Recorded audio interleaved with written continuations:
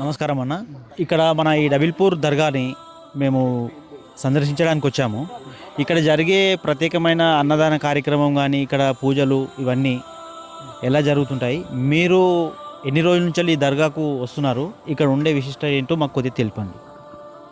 మేము రాబట్టి గత 30 ఏళ్ళు అవుతుందన్న.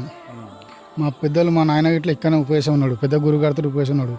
నేను చిన్న గురుగారితో ఉపదేశం ఉన్నాను. నేను 30 సంవత్సరాలు చూస్తున్నాను. ఇప్పుడు అన్నదానం ప్రోగ్రామ్ స్టార్ట్ అయ్యి దగ్గర దగ్గర ఒక 15 సంవత్సరాలు అయింది. 15 సంవత్సరాలు ఫస్ట్ ఒక 25 కిలోల నుంచి ఇప్పుడు 100 కిలోల దాకా వచ్చింది. ఒక 800 మంది వస్తారన్న. ఇక్కడ కులం మతం భేదం అనేది ఏం లేదు, అందరికీ సమానమే చూస్తాడు మా గురుగారు. అందరికీ ఒక్కటే విధంగా బోధిస్తాడు.